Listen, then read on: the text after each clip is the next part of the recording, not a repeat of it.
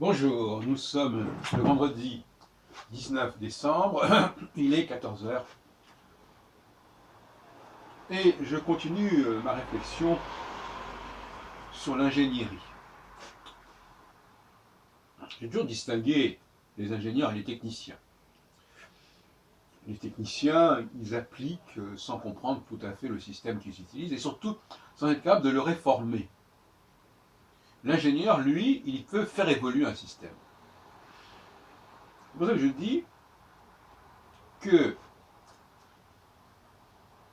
moi je suis un ingénieur en astrologie, un ingénieur en pas mal de domaines d'ailleurs en réalité, au niveau de l'anthropologie, je suis ingénieur en anthropologie, en histoire, dans le sens où je suis capable non seulement d'appliquer des savoirs qui sont déjà constitués, mais je suis capable de les faire évoluer et de les réorganiser, de les redistribuer en quelque sorte. Tel est le rôle de l'ingénieur.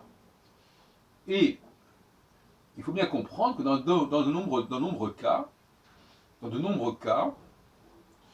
euh, nous n'avons pas l'ingénierie nécessaire pour faire évoluer les choses. Alors, déjà, je dis toujours, alors l'ingénierie, c'est déjà de comprendre comment fonctionnent les choses qui sont là, qui sont déjà installées. C'est aussi éventuellement de comprendre leur genèse, de comprendre comment le système a été élaboré au départ. Et à partir de là, évidemment, d'envisager des possibilités de transformation pour l'avenir. Comprendre le présent, comprendre le passé et, quelque part, avoir prise sur l'avenir. Telle est la mission de l'ingénieur dans tous les domaines. Et, dans bien des domaines, en fin de compte, l'homme du début du XXIe siècle est beaucoup trop ambitieux par rapport aux moyens dont il dispose. Dans ce qui concerne notamment la question du temps, de l'organisation du temps social, son ingénierie est médiocre. On a des ingénieries qui aboutissent à constituer des constitutions, de nouvelles constitutions, comme la 5e République en 58, comme la 4e République en 46, etc. On ne va pas parler des précédentes. On est comme ça dans tous les pays. Mais ce sont des ingénieries qui effectivement existent. Il faut être constitutionnaliste pour pouvoir élaborer une nouvelle constitution, pour pouvoir réformer une constitution, amender une constitution.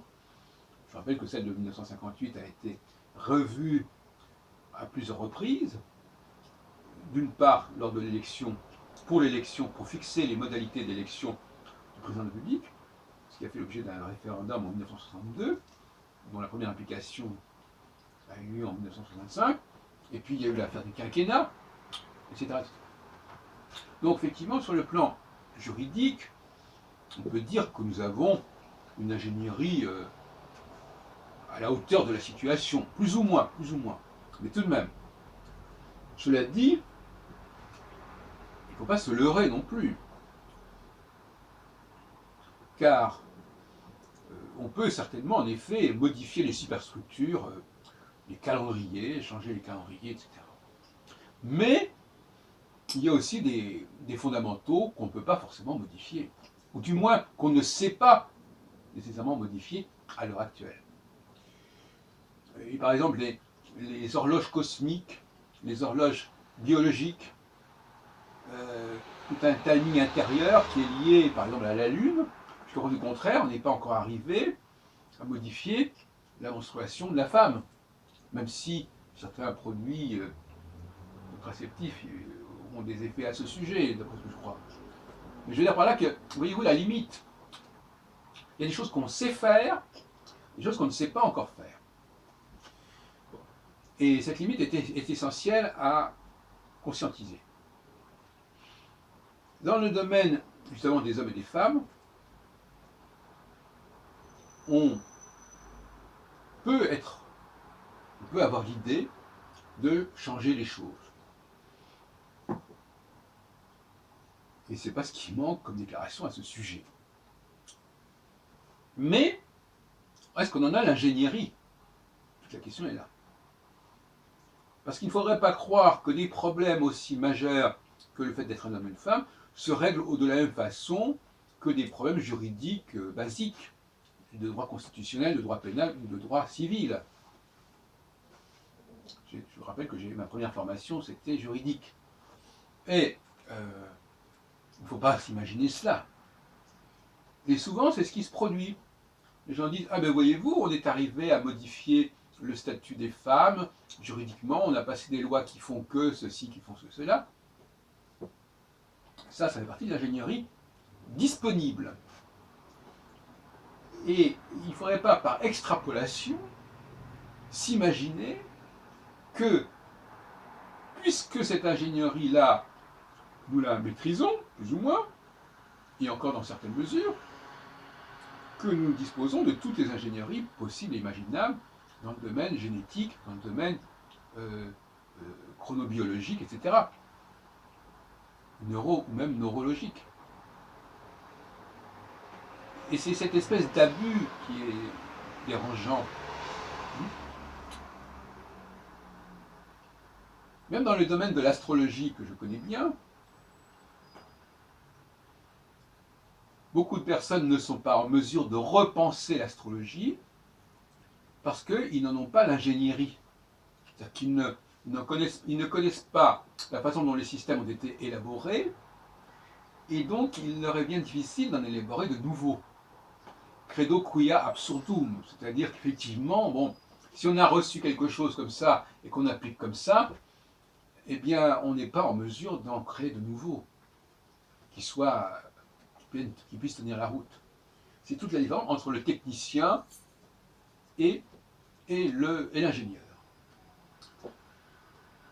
Donc, l'objection qu'on peut me faire, c'est où est cette ingénierie qui a établi les différences entre les hommes et les femmes, où se trouve-t-elle? Qui en dispose? C'est là que la vraie question, finalement. C'est la vraie question qui renvoie d'ailleurs à des questions religieuses. Parce que la religion, je suis obligé de le dire maintenant, c'est la conclusion à laquelle je parviens désormais, la religion nous parle des origines du monde. Du Big Bang, pas des Big Bang au sens des physiciens, mais des Big Bang anthropologiques, c'est dans la religion qu'on le trouve, des bribes de ces événements, des bribes, comme on parle de bribes aussi au niveau du Big Bang, des choses ont surnagé, nous sont parvenues, qui permettraient normalement de reconstituer le plan initial.